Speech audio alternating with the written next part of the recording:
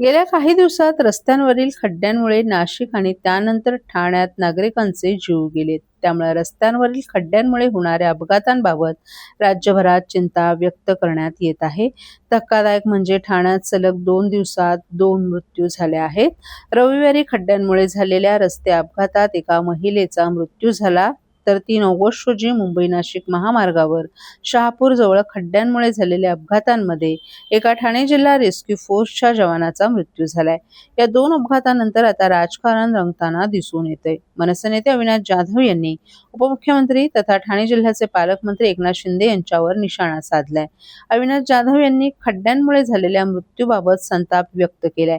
सत्ताधारी केवळ आमदार खासदार फोडण्यातच व्यस्त राहणार आहेत का, असा प्रश्न उपस्थित करत अविनाश जाधव यांनी भिवंडी रोडची परिस्थिती पाहिली तर लोक बोट घेऊन आंदोलन करत आहेत, मात्र तरीसुद्धा प्रशासनाला जाग येत नसल्याचं सांगितलं. नितीन गडकरी म्हणाले होते की अमेरिकेसारखे रस्ते करू. माझं त्यांना सांगणं आहे की त्यांनी किमान श्रीलंकेसारखे तरी रस्ते करावेत. अमेरिका खूप दूर राहिली, कारण दरवर्षी पावसाळा आला की रस्त्याला खड्डे पडतात आणि ते खड्डे भरण्यासाठी टेंडर निघतात. काही कोटी रुपयांचे टेंडर खड्डे बुजवण्यासाठी निघत असतील, पण तरी देखील खड्डे बुजत नसतील तर हे टेंडर काढतात तरी कशाला, असा प्रश्न त्यांनी उपस्थित केलाय. कंत्राटदार कामे करतात की पैसे घेऊन घरी जातात, असा प्रश्न त्यांनी उपस्थित केलाय.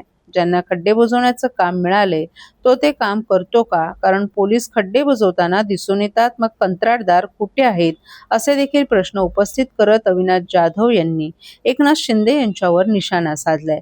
आपले पालकमंत्री सध्या गायब आहेत. ठाण्यात अनेक प्रश्न आहेत आणि त्यावर आपले पालकमंत्री बोलताना दिसून येत नाहीत. एकनाथ शिंदे खूप मोठे आहेत, परंतु मोठे होत असताना ज्या लोकांनी त्यांना मोठं केलं त्यांना विसरू नका ना, म्हणजे झालं, असंही त्यांनी सांगितलं. कारण आज इतके लोक जर रस्त्यात पडून मरणार असतील तर यापेक्षा दुर्भाग्याची बाब ठाण्यासाठी दुसरी काहीही नसेल, असं सांगत अविनाश जाधव यांनी आपला संताप व्यक्त केलाय. संवेदनशील वक्तव्य आहे पोलिसांचं. खरं तर तो काय ज्योतिषी होता का? त्याला पुढे येणारा खड्डा आधी काढावा, बरोबर आहे. ज्यांच्यामुळे खड्डे पडत आहेत किंवा ज्यांनी खड्डे भरण्यासाठी करोडो रुपये सरकारकडनं घेतले त्यांच्यावर गुन्हा दाखल होणं गरजेचं आहे, ना की तुम्ही त्या मुलाच्या दुःखात असताना त्याच्या कुटुंबाला असा प्रश्न विचारणं की तुमच्या मुलाला खड्डा दिसला नाही का. मला असं वाटतं की ज्याने कोणी ज्या पोलिसांनी अशी स्टेटमेंट केली त्यांनी एक दिवस आमच्यासोबत यावं, बाईकवर बसून बाईक चालून दाखवावी आणि खड्डे, समोरचे खड्डे कसे अचानक येतात ते आम्ही त्यांना दाखवून देतो. माझं म्हणतं की अशा प्रकारचं वक्तव्य करून त्या कुटुंबाचं मनोधैर्य तोडण्याचं काम पोलिसांनी कृपया करू नये. त्या ठेकेदारावर गुन्हा दाखल व्हावा आणि मी स्वतः त्या ठेकेदारावर गुन्हा दाखल करण्यासाठी उद्या पोलीस स्टेशनवर जाणार. अशा प्रकारचं पुढचं पाऊल तुमची भूमिका असते? काल आमच्या रवींद्र मोरे आमचे शहर अध्यक्ष त्यांच्या नेतृत्वामध्ये काल ठाण्यामध्ये आंदोलन करण्यात आलेलं आहे आणि मला असं वाटतं की आंदोलन करून काय होणार नाही, तर प्रशासनाला जाग येणं पण खूप गरजेचं आहे. कारण प्रशासनाला असं वाटतंय की एखादा माणूस गेल्याच्या नंतर काय 2 दिवस बोंबाबोंब होते, त्याच्यानंतर मग लोक विसरून जातात. पण मी तुम्हाला खात्रीने सांगतो, महाराष्ट्र नवनिर्माण सेना या सगळ्याची याच्यापुढे पाठपुरावा असते. जोपर्यंत एखाद्या अधिकाऱ्याच्या मुलाच्या बाबतीत अशी कुठली घटना घडत नाही ना, तोपर्यंत याचे डोळे उघडणार. माझी देवाकडे प्रार्थना आहे की या अधिकाऱ्यांचे डोळे उघडावेत आणि पुढे कोणाचाही बळी अशा खड्ड्यांमध्ये जाऊन कोणाचा घरचा करता करवता माणूस दगावला गेला नाही पाहिजे. ठाणे शहरातील खड्ड्यांवर डांबराचं मास्किंग केलेलं आहे, परंतु रस्त्याच्या काढीला देखील अजूनही भले मोठे खड्डे उघडच दिसत आहेत. अहो, मी तुम्हाला सांगतो, हे करोडो रुपयाचे टेंडर काढतात. नाल्या सफाईच्या बाबतीत यांची हीच परिस्थिती आहे आणि दुसरीकडे खड्डे बुजवण्याच्याही बाबतीत त्यांचा हा व्यवसाय आहे. अधिकाऱ्यांचा आणि राजकीय नेत्यांचा हा व्यवसाय आहे की प्रत्येक पावसाळ्यामध्ये हे असे खड्डे बुजवायचे टेंडर काढणं आणि त्यातून पैसे कमवणं हा त्यांचा धंदा आहे. त्यामुळे कायमस्वरूपी नीट रस्ते करायची परिस्थिती नाही. घोडबंदरचे खड्डे हे बुजवावे यासाठी किती आंदोलनं झाली, पण आजही तुम्ही घोडबंदरच्या रोडला गेला तर आजही तेवढेच खड्डे आहेत. सो यांना कळत नाही का? त्यांना सगळं कळतं, परंतु जर हे खड्डे कायमस्वरूपी बुजले तर यांचा पोट कसं भरेल? यांचा पगारावर पोट चालत नाही, यांचं कमिशनवर पोट चालतं. त्यामुळे अशा अधिकाऱ्यांना जोपर्यंत आपण झोडत नाही तोपर्यंत यांना अक्कल येणार. एक वेगळा प्रश्न होता, ठाणे महानगरपालिका ठाणे अंतर्गत मेट्रो प्रकल्पाबाबत सर्वांना विश्वासात घेऊन प्रकल्प पुढे नेणार. लाखो ठाणेकरांच्या सोयीसाठीच अंतर्गत मेट्रो प्रकल्पाला मंजुरी. ठाणे अंतर्गत मेट्रो प्रकल्प हा लाखो ठाणेकरांच्या हितासाठीच हाती घेण्यात आला असून त्याबद्दल असलेले सर्व गैरसमज दूर करण्यासाठी व्यापक जनजागृती करण्याचा निर्णय उपमुख्यमंत्री एकनाथ शिंदे यांनी घेतला आहे. तसंच या प्रकल्पाबाबत असलेले आक्षेप जाणून घेऊन ते तातडीनं दूर करण्यासाठी जागोजागी चर्चासत्र आयोजित करण्याचे निर्देशही त्यांनी या प्रकल्पाची अंमलबजावणी करणाऱ्या महामेट्रो प्राधिकरणाला दिले आहेत. आज याबाबत दृकश्राव्य माध्यमातून घेतलेल्या बैठकीत त्यांनी हे निर्देश दिले. ठाणे शहराच्या वेगवेगळ्या भागातून दररोज रेल्वे स्थानकाकडे जाणाऱ्या लाखो प्रवाशांचा प्रवास अधिक सोपा आणि गतिमान होण्यासाठी ठाणे अंतर्गत मेट्रोला मंजुरी देण्यात आली होती. 12,200 कोटींच्या निधीला यासाठी मंजुरी देण्यात आली होती. या प्रकल्पातील 26 किलोमीटरचा मार्ग हा जमिनीवरून तर नव्या आणि जुन्या ठाणे स्टेशनला जोडणारा 3 किलोमीटरचा मार्ग हा भुयारी असणार आहे. या मेट्रो मार्गाच्या प्रत्यक्ष कामाला आता सुरुवात झाली असून आतापर्यंत 9.5% काम पूर्ण झाले, तर मेट्रो स्टेशन आणि कास्टिंग यार्डचं काम प्रगतीपथावर आहे. ही मेट्रो रायलादेवी येथे मेट्रो मार्ग 4ला तर बाळकुम नाका येथे मेट्रो मार्ग 5ला जोडली जाईल. त्यामुळे शहरातील वेगवेगळ्या भागातून जुन्या आणि प्रस्तावित असलेल्या नवीन ठाणे स्टेशनकडे येणं अधिक सोपं होणार असून नागरिकांची वाहतूक कोंडीतून मुक्तता होणार आहे. आज झालेल्या बैठकीत प्रकल्पाची सद्यस्थिती जाणून घेत या प्रकल्पाला भेडसावणाऱ्या अडचणी दूर करण्याचे निर्देशही उपमुख्यमंत्री शिंदे यांनी दिलेत.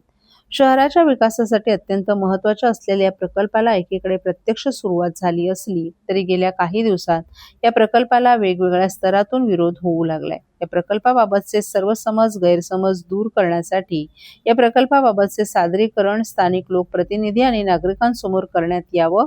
त्यांचे या प्रकल्पाबाबतचे आक्षेप समजून घेत ते दूर करावेत असे निर्देशही उपमुख्यमंत्री शिंदे यांनी या बैठकीत दिले आहेत. तर हा मेट्रो मार्ग समतानगर, लोकमान्य नगर, आईमाता मंदिर या मार्गे शिवाईनगरकडे पुढे न्यावा अशी आग्रही मागणी आमदार प्रताप सरनाईक यांच्याद्वारे या बैठकीत करण्यात आली. तसं केल्यास या भागातील 1 लाख नागरिकांना मेट्रोचा लाभ मिळू शकेल अशी भूमिका त्यांनी मांडली आहे. याबाबत आधीचा मार्ग आणि या नवीन मार्गाची तुलना करून कोणत्या मार्गाने नागरिकांना जास्त फायदा होईल, तसंच कोणत्या मार्गावरून मेट्रो गेल्यास कमीत कमी नागरिक बाधित होतील याचा 3 आठवड्यात अभ्यास करून सादरीकरण करावे असे निर्देश उपमुख्यमंत्री एकनाथ शिंदे यांनी महामेट्रो प्राधिकरणाला दिले आहेत. ठाणे शहर वेगाने वाढत असून लोकांना एका टोकाकडून दुसरीकडे जाणं अधिक सोपं व्हावं यासाठीच अंतर्गत मेट्रो प्रकल्प हाती घेण्यात आला असून या प्रकल्पाची गरज लक्षात घेऊनच केंद्र सरकारनं त्याला मंजुरी दिली आहे. पंतप्रधान नरेंद्र मोदी यांनी या प्रकल्पाचं उद्घाटन केलं असून त्यांच्या महत्त्वाकांक्षी विकास प्रकल्पाच्या यादीत या प्रकल्पाचा समावेश करण्यात आला आहे. त्यामुळे या प्रकल्पाची अंमलबजावणी करण्यासाठी सर्वांनी मिळून प्रयत्न करणं गरजेचं असल्याचं मत शिंदे यांनी या बैठकीत व्यक्त केलं.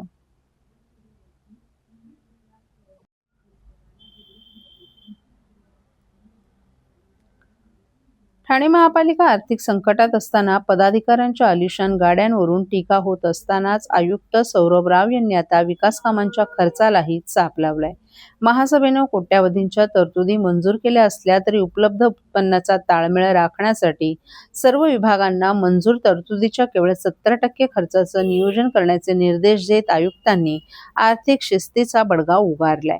ठाणे महापालिकेचे आयुक्त सौरभ राव यांनी 2026-27 या आर्थिक वर्षाकरिता 6,221 कोटी 12 लाख रुपयांचा अर्थसंकल्प सादर केला होता. पालिकेच्या सर्वसाधारण सभेने त्यात सुमारे 900 कोटी रुपयांची वाढ करून त्यास मंजुरी दिली होती. तरीही उत्पन्न वसुली आणि खर्चाचा ताळमेळ बसत नसल्यानं पालिका गेले काही वर्ष आर्थिक संकटांचा सामना करत आहे. मोठ्या प्रकल्पांसाठी पालिकेकडे पुरेसा निधी नसल्यामुळे 400 कोटींचं कर्जरोखे उभारण्याचा निर्णय घेण्यात आला.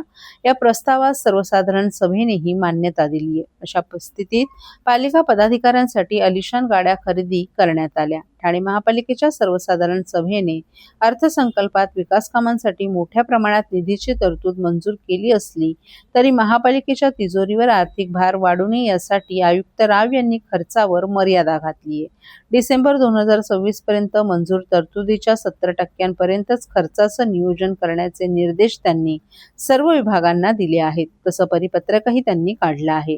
नियमित बांधील खर्च, आधीच स्वीकारलेली दायित्व, केंद्र आणि राज्य शासनाच्या अर्थसहाय्यित प्रकल्पातील महापालिकेचा हिस्सा तसंच सर्व स्वस्त्रोतांमधून अपेक्षित उत्पन्न यांचा विचार करून डिसेंबर 2026 पर्यंत वार्षिक तरतुदीच्या 70% मर्यादित प्राधान्यक्रम ठरवून खर्चाचे प्रस्ताव सादर करावे तसे स्पष्ट निर्देश आयुक्त सौरभ राव यांनी दिले आहेत.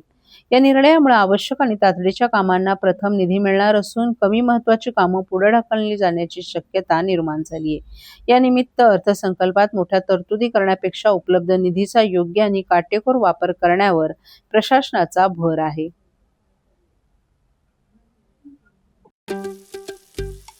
दादा, दात घासताय ना, मग पाणी का वाया घालवताय? ताई, भांडी घासा नाहीतर फोन पहा, पण नळ का चालू ठेवलाय?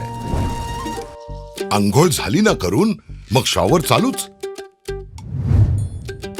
कपडे धुताय पण पाणी वाया जातंय, त्याचं काय? गाडी अशी धुताय आणि उद्या पाणी कायमचं संपलं तर? पाण्यासाठी किती जणांची वणवण होते. कित्येक कुटुंबांना तर पाणी मिळतही नाहीये. पाणी बोलत नाही, पण आपण त्याची किंमत जाणली पाहिजे. पाण्याचा अपव्यय टाळा, परिस्थिती भीषण होऊ शकते. प्रत्येक थेंब जपा, पाणी वाचवा. पाणी ही निसर्गाची देणगी आहे. पाणी निर्माण करता येत नाही. पाण्याची बचत हीच पाण्याची निर्मिती. ठाणे महानगरपालिकेतर्फे जनहितार्थ जारी.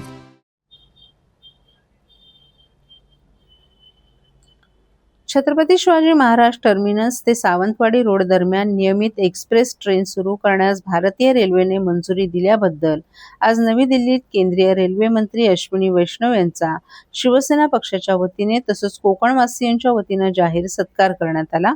यावेळी संसदीय गटनेते डॉक्टर श्रीकांत शिंदे, खासदार नरेश मस्के, महाराष्ट्र विधान परिषदेचे उपसभापती सचिन अहिर, खासदार संजय पाटील, खासदार श्रीरंग बारणे, ओमराजे निंबाळकरही उपस्थित होते. खासदार डॉक्टर श्रीकांत शिंदे आणि नरेश मस्के यांनी ही ट्रेन सुरू करण्यासाठी पाठपुरावा केला होता. कोकण रेल्वे मार्गावर ही ट्रेन नियमित धावणार असून 22 स्थानकांवर ट्रेनला थांबा मिळालाय. या नवीन ट्रेनमुळे गणपतीमध्ये गावी जाणाऱ्या चाकरमान्यांची मोठी सोय होणार असून नियमित प्रवास करणाऱ्या कोकणवासियांना खूप मोठा दिलासा मिळालाय.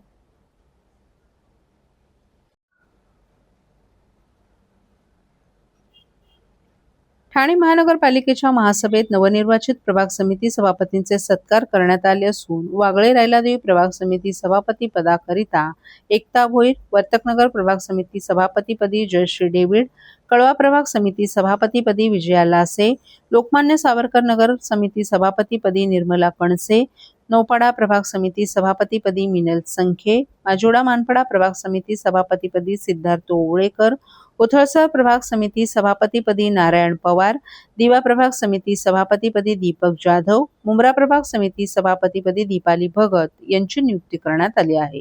यावेळी आमदार रवींद्र फाटक, आमदार राजेश मोरे, महापौर शर्मिला पिंपळकर, उपमहापौर कृष्णा पाटील, सभागृह नेते हनुमंत जगदाळे, विरोधी पक्षनेते शानू पठाण, आयुक्त सौरभ राव, माजी महापौर मीनाक्षी शिंदे, माजी उपमहापौर रमाकांत मडवी, शिवसेनेचे सचिव आणि माजी स्थायी समिती सभापती राम रेपाळे आदी मान्यवर पदाधिकारी, नगरसेवकही उपस्थित होते. सर्व पदाधिकाऱ्यांनी नवनिर्वाचित सभापतींचे सत्कार करत त्यांना पुढील वाटचालीत शुभेच्छा दिल्या.